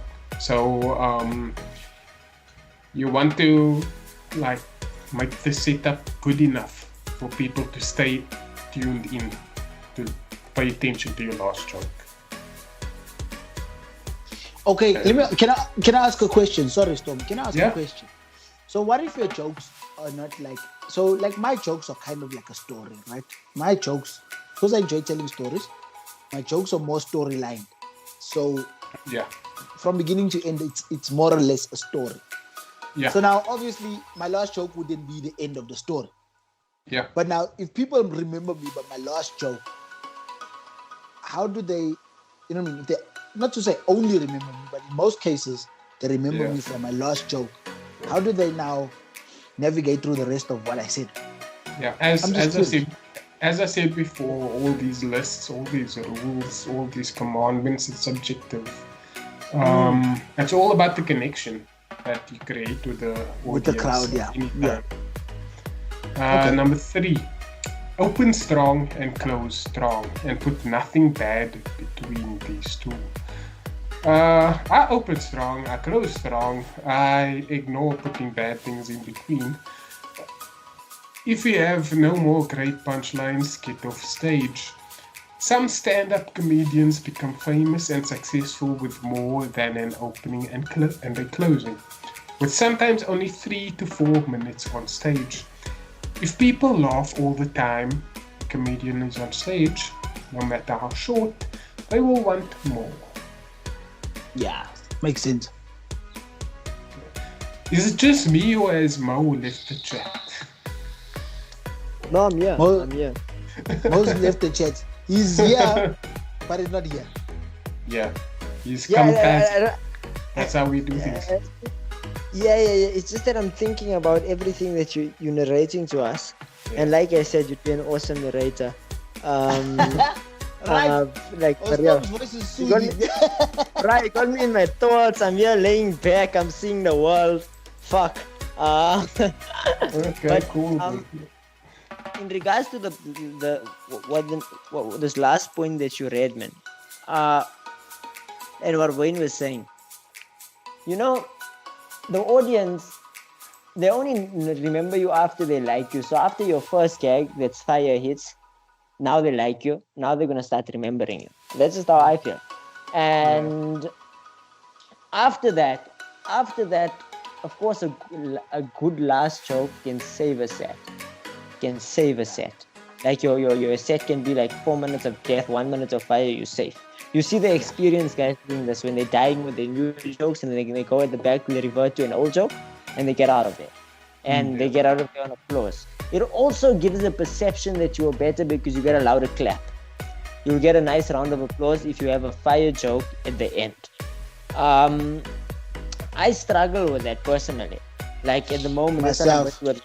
my Myself. last but isn't as fire as it should be, because the generally accepted format is second joke is best joke you start off with, best joke you end off with, and I don't follow that format. Definitely, I'm not following that format. But like, just for example, the last time I performed was 2 nights ago. I did 5, but the first 3 minutes was fucking tight, like fire 3. Last 2, sort of spoiled the mood a bit, but it was a good puff. Don't get me wrong. However, that alters the perception. But what my argument is that do you get better because now you're just validating yourself with this last laugh. You don't care that now the whole fucking, because some people would do that, just give you trash for 4 minutes, give you 1 minute of some heat, and now they're out of there. They got their laugh, they got their applause, they feel happy about themselves. Job done. Yeah. Do you get better now? I mean, I don't know. Can I tell you guys It's something? all a journey. When I met Nicholas Goliath, before I even went on stage, he said to me, Wayne, I'm gonna go onto stage, I'm gonna warm the crowd up, I'm gonna host the show, I'm gonna do my thing, I'm gonna show the people flames. He says the only thing I ask of you is DBK. I was like, what the fuck is DBK? He's like, Don't be cuck. I was like, oh wait, it's straightforward enough. It doesn't matter. Yeah. So for me, from that day on, it was like, it don't matter if I start off hard or end off hard, or it don't matter if I end off hard or start off soft. As long as I'm not cuck, I'm fucking good to go. Yeah. Number 4. Build your middle material carefully by taking an idea and wringing the most out of it as possible. You may have a good imagination for where it goes, but if others did, they would be comedians. Let's do that again because I didn't read that the best. You may have a good imagination for where it goes, but if others did, they would be comedians too. Lead them to the water and let them drink. Don't leave them in the middle of the desert with an ice cream map. Away.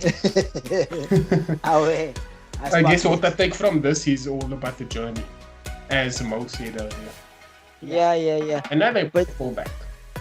That bit of information, I don't really agree with it, because if this is a list for new comedians, like me, like that's fucking horrible advice. You know why? Yeah. Because It's all new pressure. comedians No, it's not pressure. It's not pressure.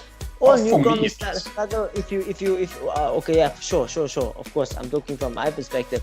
For me, I don't feel it as pressure. I feel it as shitty advice because all new comics that are storytellers, particularly, the main thing that they all struggle with, that we all struggle with, that I struggle with, is tightening shit up because now you're over premising, over explaining, and not punchlining Yeah, enough. yeah. And that's Yeah. just a common case throughout.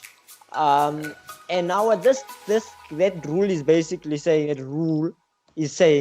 is that no, it's basically telling you to offer, to paint this perfect picture. Where in actual honesty, a lot of people would describe comedy, and most people would say, get to the punchline as fast as you can, cut out the bullshit. Just shave it off and take them there. Yeah, for Obviously, me, it's it a journey. depends on the style. It depends on the style But you know that what? you choose. Doing a 5 storm.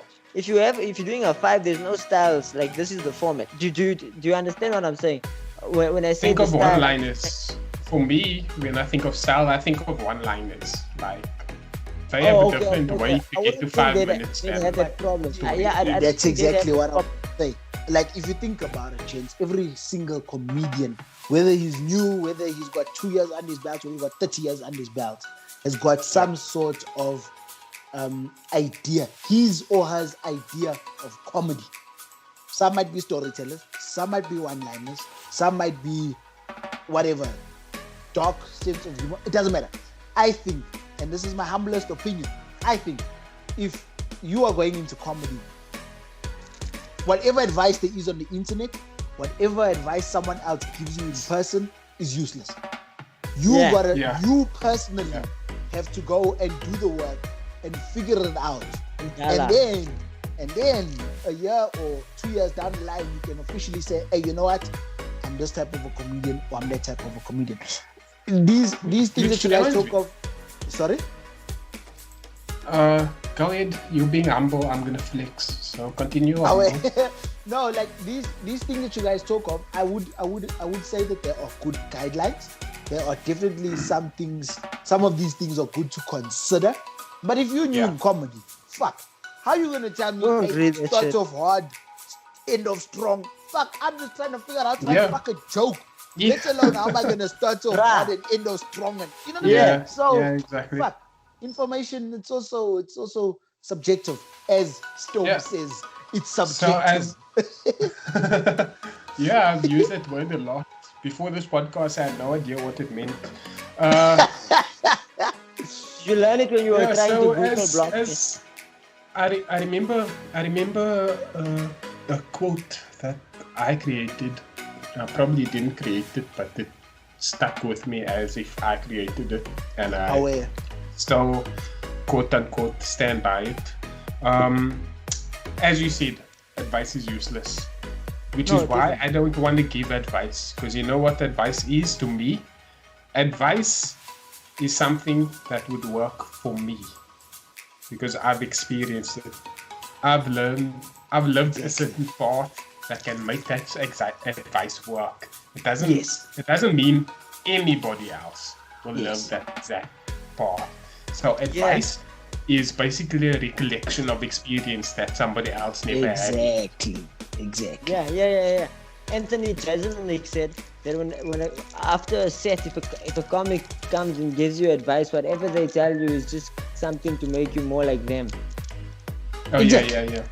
Oh, that makes so much fucking sense, because if I give someone advice, I give them advice based on what I've experienced, because that's the only advice I can give them. I can't give them advice on what Trevor Noah does or what Robbie Collins does. I can only give them advice on what I do.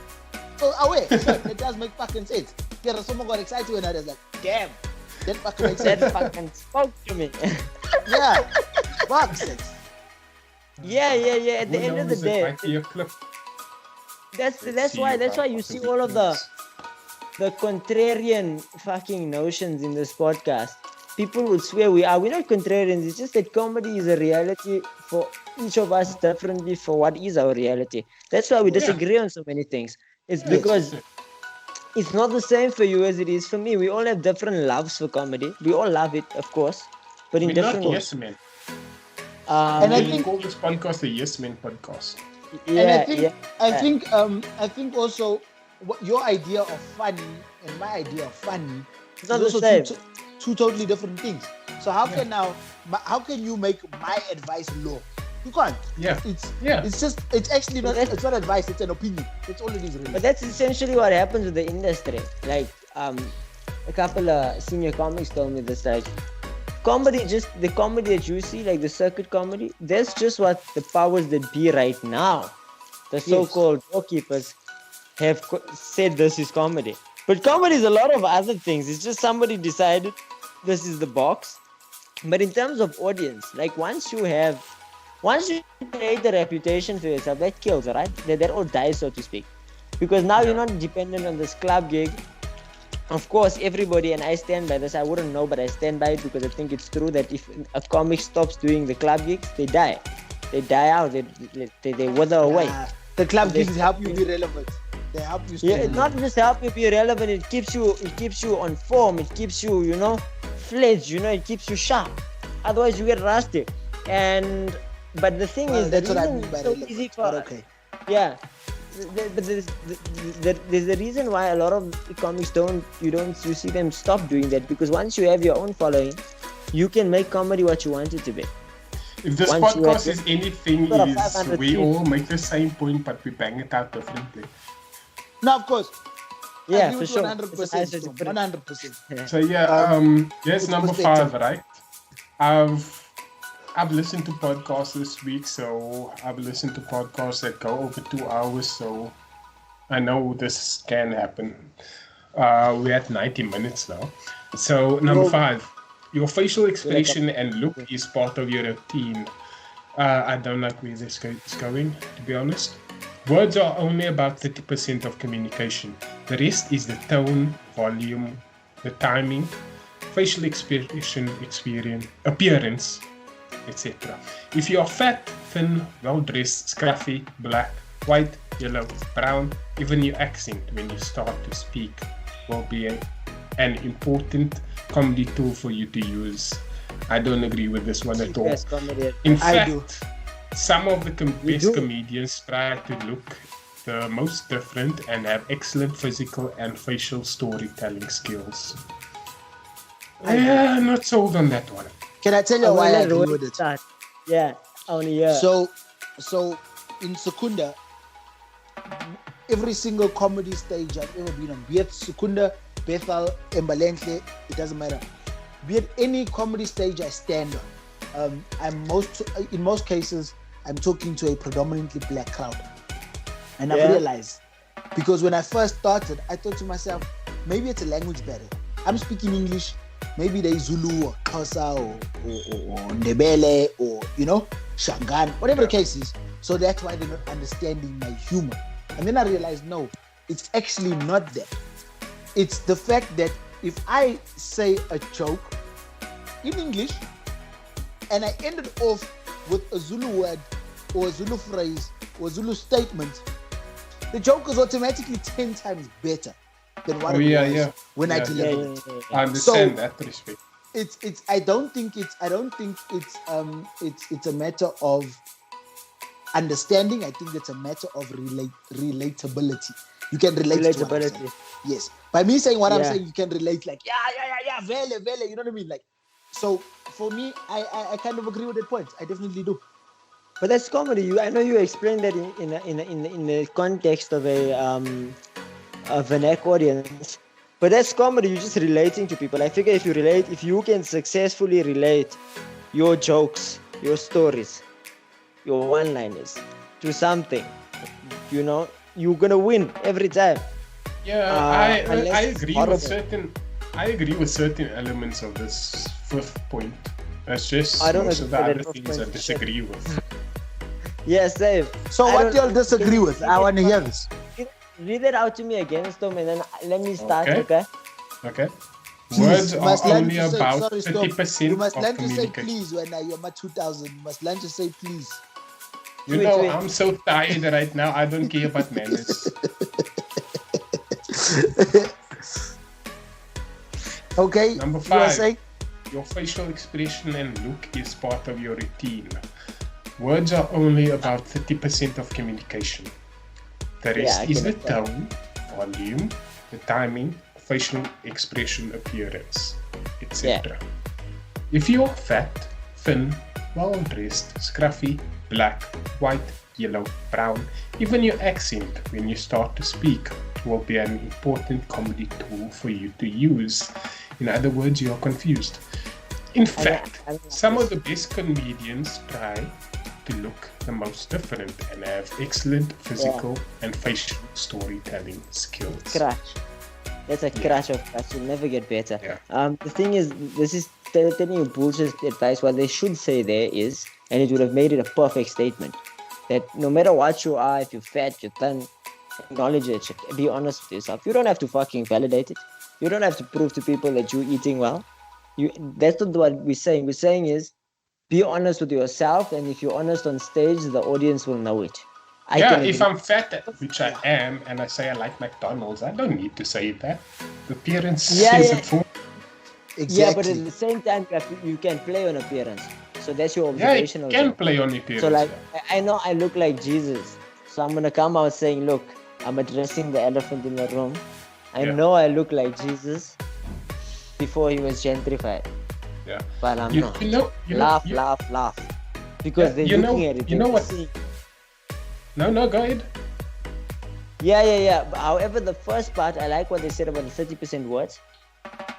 Because of course, subjective view, I believe the orator succeeds. It's all in your orating skills, like how you say it, irrespective of what was written, how it was written. I don't believe in a cuck joke, so I believe jokes can be cuck, but I believe that I can say these cuck jokes better and they'll be good. Yeah. You know. I believe the delivery of the joke is important. Yeah. For me, no matter how good or how bad it is. It reminds me of a question. I don't remember how I exactly worded it when I started podcasts, but anyway.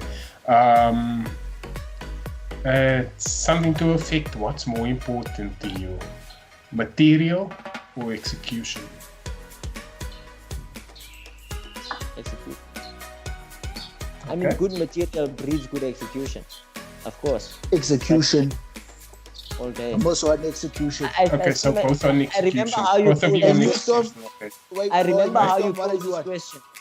I remember how you posed this question. Sorry, Storm. You asked, are you more of a writer or are you more of a performer? Yeah. So what are you, still more of a writer or more of a performer? I'm a writer. I'm a performer. I'm also a performer.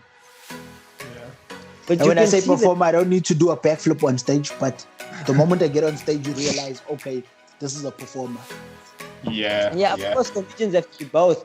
But innately, there's something you're better at. Yeah.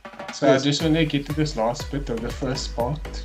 After the five rules, there's like a little biography. These first 5 of 10 rules of comedy will help you begin. I am a British Jamaican performer with so far 10 years as a comedian and more than 20 years on stage. I began as a musician, model, and actor. After many years, I found the biggest challenge with the biggest reward is... What do you think the answer is? Performance. Biggest challenge or biggest reward? Out of everything is done, he or she. I would say performance. Stand up. You saying musical performance? What you saying? I'm going with Mo. After many years, I found the biggest challenge with the biggest reward is comedy. No doubt. No doubt. Okay, so let's just get to the second part. Jeez, this podcast sounds like a marathon. Number 6. Comedians do not I think I have a write date. jokes. So. You what? You have a what? What did you say? What I did said you I say? think I have a date. I think I have a Date? date like in A 2 date? hours. I think I'm not even trying to confirm on that, but we're in this marathon. In Zeerust, you got a date. Yes, sis, you're not doing bad. Who said Zeerust? But I'm not doing bad. You do like know how playing Mo- Call of Duty on a server isn't a thing, right? I like how Mo likes to run his mouth like the nearest city to him is like 5-minute drive. You know, like who said Zeerust? Because if Zeerust sounds so shit as he always says it is, I got petrol, bro. imagine a neighboring I town. got petrol. My I friend, got you are petrol, fuck. driving 45 minutes both ways and you're still not getting anything. Exactly. 45 Okay, minutes so- both ways. I am gonna be driving. Just make let's sure you cut have this off. Look at you, the I'm 19-year-old missing driver. out. I've been driving. I got like 7 years of driving experience though. Come on. 7 years. Because Okay, it's we're not 19, gonna- he's got 7 years. Okay, we're not gonna Driving. elevate your sense of illegal ways out onto everybody listening to this. 18, No, I have 16, that's legal to drive. Not driving not. out here. 13, 17. 17 is the legal age. yeah, okay. It doesn't As I matter. said, yeah. I was driving on a farm, so it's private property. There's no legal age. Serious, everything is a farm. Zeerust sounds like Secunda. Nee, ek was hier in my plek. Hier is my plek. Very plus. Yeah, sounds same like Secunda. Yeah. Only okay. the air is much cleaner. I'm gonna speed run through these now. Number 6, comedians do not write jokes. We write observations and ideas, opinions and arguments, but intelligently and sprinkle in some killer punchlines. If you know what annoys people, you have the thing that will make them laugh the hardest. The viewers of Yeah. whoever wrote that shit, the viewers of Muhammad Latif, are not the Yeah. same viewers. Yeah, it's kind of falling flat now. Number 7, funny situations make funny people. I don't think so. But they- I disagree with Yeah. it. But they laugh Can. the most if they can imagine the situation because they have been there or seen it themselves. Yeah, Laugh that I can agree relatability, as you said, as Wayne said earlier, relatable. They laugh the most if the situation is extremely embarrassing or extremely upsetting. Yeah. Drinking situational jokes work with soldiers. Politics works with activists, and sex jokes work with everyone, but devout.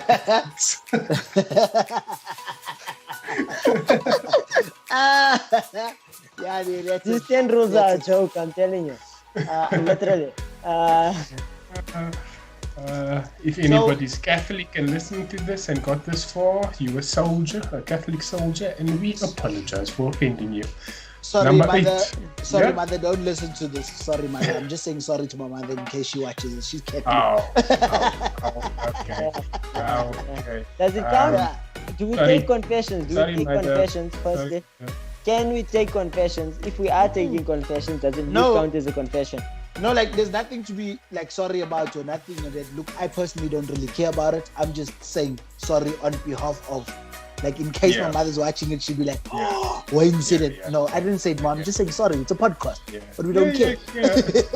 I'm not talking, I'm not number talking 8. about any relation to your mother, Wayne. I'm talking to the other viewers on this podcast. We do take in confessions. And Storm and Wayne are gonna tell me if they consider nudes to be confessions, because then you can send it directly to me on my hotline. Contact me on 011-838-5964. Dude, you are the only one on that train. If you get into trouble, we're not bailing you out. You really think Yeah, that's my but real number? you cooling off in a chuki, you cooling off in a chuki. That's your business. Yeah, What you that's mean? your business. What? That's your business. Okay, so if they pay me, then it's OnlyFans, then it's fine. Fuck off. Exactly. Can't get a free thing in this land. Can't get a free thing in this world. Oh my god, nothing for Okay. my Allah. Hey, stop all this. Okay. Number 8. A good joke can be like good magic or great scripts. It is often about misdirection. Lead your audience to think one direction, the band. In the last second, the main punchline. serious? Turn the tables. Talking One Direction. Yeah. Then it says Direction. No, that's me, God, man. Lord have mercy. I think Lead that's the your bombshell audience. to show off. A good joke can be like good magic or great script. It is often about misdirection. So leading your audience to think one direction, in the last second, the main punchline, turn the tables. Hit them with that twist at the end. So it's basically like a series or a movie with a plot twist. Okay, this is falling flat right now because I literally have no reaction to it, and I don't think either of you two do. Unless you do. It sounded like a lullaby to me. I'm telling you, you should really start. You can make a shit ton of money fucking narrating audiobooks. But I want to listen. It's not even a diss. I know that would be like a cool diss. Like you should audiobook. No, I think it would be a cool diss if it wasn't true that your fucking voice is very good. When I said it to you, I was saying it as a diss, and then the longer you said it, I was like, no shit. This guy, like my Marcus Aurelius ebook, if it was an audiobook, I want Storm narrating this shit. And that's just my opinion on the matter. You should find out how to do that shit. Storm, you could make a shit ton of money narrating ebooks. You just have to read books. You'll become smart as fuck and make money while doing it. Yeah. That's good business. That's good business acumen from Mo over here. Mo, the businessman. Have a lot of it.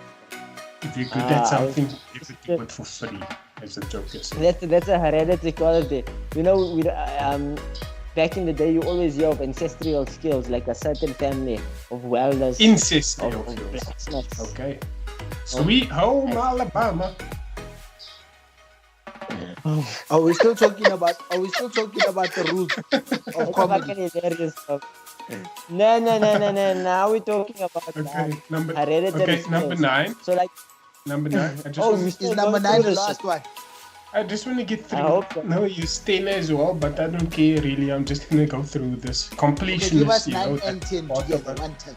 That concept of even though the material is vital, more importantly, a comedian must be honest to who they are and what they believe.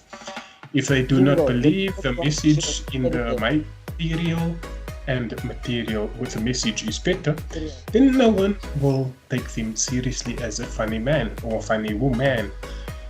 An audience, funny woman isn't in here, by the way. An audience can see a fake faster on the comedy stage than on any other stage. What do you mean they can see a fake faster on the comedy stage? I've been pretending to be Noguchi for 10 years. They still haven't figured me out. You can be anything and anyone as a comedian, but you cannot be stupid and you cannot be dishonest. Again, I've been doing both those things. This leads to the last secret. Really now. You create a blog and you say it's a secret. Well done. Number 10. The best comedians have the strongest opinions. If an audience knows nothing about a comedian's personal views by the time they leave, then nothing worth hearing was said, and they will not remember that comedian. In comedy, nothing is off limits because next time and open what I believe I'm going to get a mic tonight, because that's literally my belief. And it generally comes through. Sorry. This podcast falls apart the longer we go because you're checking your messages right now. In comedy, nothing is off limits because in life, nothing is off limits. Not everyone will agree, but those who do will be the most loyal fans. And those who disagree will probably still talk about it anyway. Comedy lives from our battle with our illogical, politically incorrect selves. Okay, I'm done with this now. How to kill a podcast. Thank you to everybody that's still here on the podcast. We've wasted the last hour of your life. First, what we did is saying advice is based off experience of somebody else, and then we proceeded to 10 rules that is basically advice based off the experience of somebody else. Ironic. I want to show the viewers a trick before we go. Can someone say abracadabra? Abracadabra, still salabim. Abracadabra, open sesame. Wow. We are. Nobody's gonna listen to the next podcast we do. Served. by a squeak. Nobody's ever gonna listen to the next podcast we do. So if you are one of the few that listen to this podcast and are still here, let us know in the comments down below. Stop self-deprecating our podcast. Our podcast list. You motherfuckers are gonna listen to it. Don't listen to Storm. You're gonna be listening to it. You're gonna Because enjoy the it's- 10 commandments of comedy. Yeah. That's what the fuck Yeah. you're gonna do. I was about You're to gonna say you listen to it, and I was- you're gonna listen to the 10 commandments of comedy. You will fucking enjoy it. Fuck these people. Oh my god. When did we all turn into John Plasmas? Fucking hell. Actually, fuck off, Lesbos, bruh. Lesbos not bad. Fucking goat. Except, wait, before we continue, I Mo, like right you're from not the- Lesbos' cousin, except I knew you were gonna say that. you look almost like him, man. Yeah. You see, Plasmas is Greek, so he's thicker. Oh, okay. So only what is Yeah. the hair. You know- Okay, I understand. know Yeah, what I'm that is? much taller than him You know though. what I respect about that, man? Listeners, I was watching a comedy special that he got onto Comedy Central, right? And Okay. every second word he was swearing, and he Yeah. had this, Fuck. he had this knack, right? He had this knack that I haven't seen many people do, and I think I've subconsciously adopted this by saying saying something controversial, right? And then let the laughter happen, and then he goes like to go over to the next point.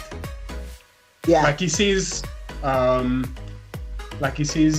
gonna think of the worst thing I can think of. Childbirth is unnecessary. Then he goes to the next point. Something like that. Yeah, it sounds Plasmas. Yeah, that's Lesbos. What a fucking thing. Yeah. He Alright, does- fellas. He does Now that, right? it's a TV thing. It's a TV thing. Right. He's there, and now he's telling the people, "We're gonna start the show. You're gonna make a noise, whatnot." Okay, cool. There's a lady walking up. She's like, "You are the fat ass. Please sit down, ma'am." And the place just goes crazy, bruh. What a man! I'm sure they did edit out almost all of his shit for TV so that it make Comedy Central. But oh my god, what a hilarious man! What a goat! So maybe next week for the next podcast we speak about our comedy influences. Wayne has No. checked out to this podcast. I have checked out this podcast like 30 minutes ago. No, Mo has to get ready I for his just- date. I just want to say, sorry, Storm. I just want to say this is the last time I'm talking comedy in a podcast. I enjoy talking comedy. I Yeah. absolutely love comedy, but fucking hell, it's not the center of our lives now, is it, fellas? Yeah. Yes. Yeah. It was a fun Yeah. podcast, But but as it's you, not the as you center of our lives. as you see last week, we're building the foundation. So we come from comedy. The first two episodes is the foundation, and then next week is the fun one. Wow. Away. In Next a week. different way. Fun one in Next a different week. way. Yeah, next week we're gonna No. have ourselves a time. Yeah. So that riddle that I spoke of earlier, what is the best thing that you can never tell Lord anyone have about? mercy. And this relates to something behind the scenes after the last podcast. I'll say again, what is the best thing that you can tell nobody about?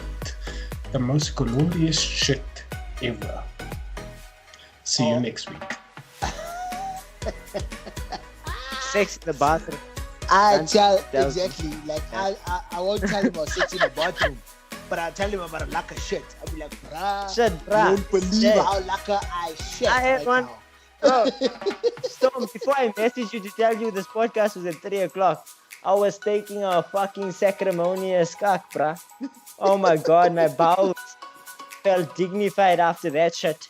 Okay, Pun anybody intended. that's still here, hopefully you're German. You probably are German with the porn that you do. Remember earlier when they said they won't say anything that's secretive? And I'm a conservative guy, I would like to think in this moment. I think taking a shit Get the is fuck a out secret. of here. Except can you hear this man trying to throw us under the fucking bus? We said Guys, we won't just talk about anything conservative. secretive. We're not So- talking about Wally sizes here. We're talking about personalities. Conservative, you? No, not in that department. So I will tell my brothers about the glorious shit ahead, but I won't tell them about the nice floozy I hooked up with behind the car park. You know what I mean? Oh yeah, car no park kiss is and tell. a secret. No kiss The and tell. bathroom. From 130 rand. Then you were out of it like Shaggy. It wasn't me. Exactly. Hey! And ladies and gentlemen, on that note, that has been a wrap up. Give it up for your host, Wayne Stewart. No, Mo Latif is your host. I ain't no fucking host over here. I'm a guest. Cheers, Give Pete. it up for your guest. Away. Wayne is a guest, Mo is the host, and I am the ghost. See ya. Peace. That's actually how I pick up women. That's my strategy. Host and then ghost.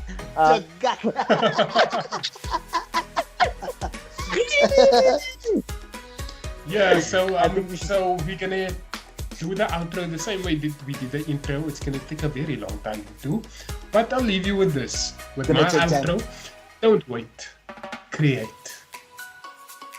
You go next, Mo. End it. Cut. End it.